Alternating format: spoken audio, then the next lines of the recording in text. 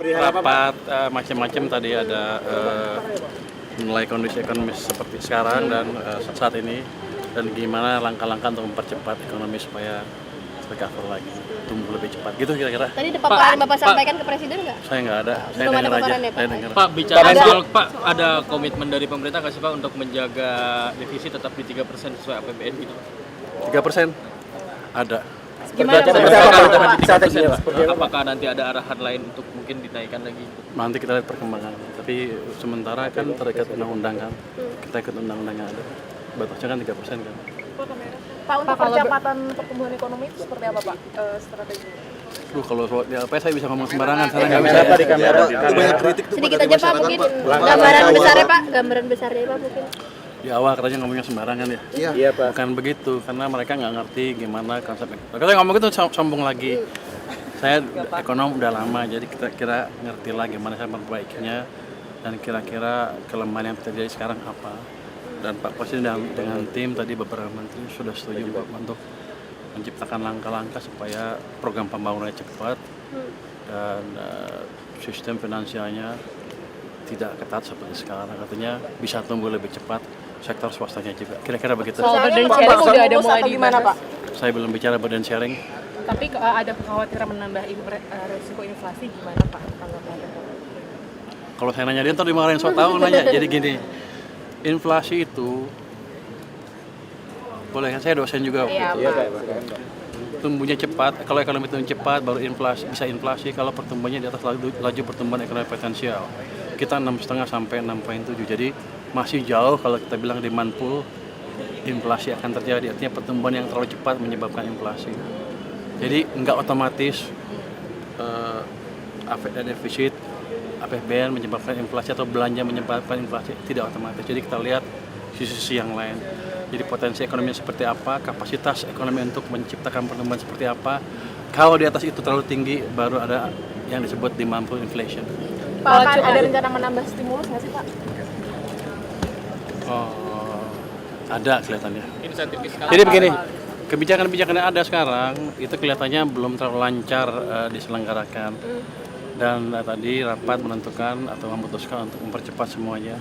Itu dulu yang pertama. Jadi harusnya ekonomi akan tumbuh lebih cepat. Jadi ini bukan saya ngarang ya. Memang kebijakannya seperti itu di sana di dalam. Kebijakan yang di mananya sih Pak yang mungkin disilangkan gitu ya? Atau mungkin dari pajak atau dari apanya Pak? Anda mau kena pajak. Belanja, utamanya belanja. Program bukan belanja. Program yang ada akan dibuat berjalan cepat sesuai dengan waktu yang ditetapkan. Semua program pembangunan yang ada. Pak, ini nanti ke DPR mau pemaparan apa? Saya mau pemaparan kelihatannya. Saya nggak tahu. Saya mau sini APBN, diskusi APBN. Pak, terkait yang dipotong-potong Pak, yang dipotong pembicaraan Bapak itu yang bilang bahwa itu hanya sebagian kecil dari itu apa ya? Bukan sebagian kecil, maksud begini. Maksud saya begini. Ketika ekonomi agak tertekan, banyak kan masyarakat yang merasa susah, bukan sebagian kecil ya. Mungkin sebagian besar kalau sudah sampai turun ke jalan. Jadi kuncinya di situ. Berapa cepat kita bisa memulihkan ekonomi sehingga lapangan kerja ada banyak.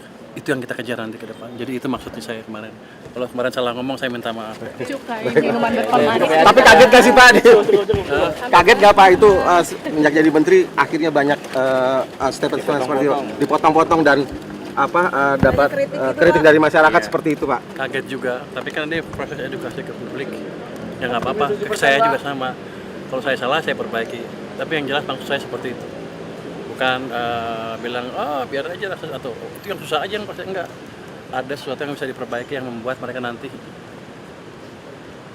lebih mudah mencari kerjaan. Bukan mereka ya, semuanya masyarakat bisa sejahtera bersama, itu tujuannya utamanya sebetulnya. Baik Pak, terima kasih banyak Pak. Kita akan ngikutin undang-undang yang ada. Itu kan bukan keputusan saya, keputusan pemerintah secara keseluruhan nanti. Paling tidak akan berubah atau melebihi dari itu Pak? Kita ikut undang-undang yang ada. Oke, kalau untuk GDP ratio Pak, apakah sekarang sekitar 40%? Apakah tadi ada arahan atau ada pembicaraan itu harus bisa lebih besar? Nanti kita lihat seperti apa ke depannya. Dan begini, let's say utangnya pada level yang sekarang, defisitnya. Tapi dengan uang yang ada kita bisa ciptakan pertumbuhan yang lebih cepat. debt to GDP-nya akan cenderung turun. Jadi kuncinya di situ.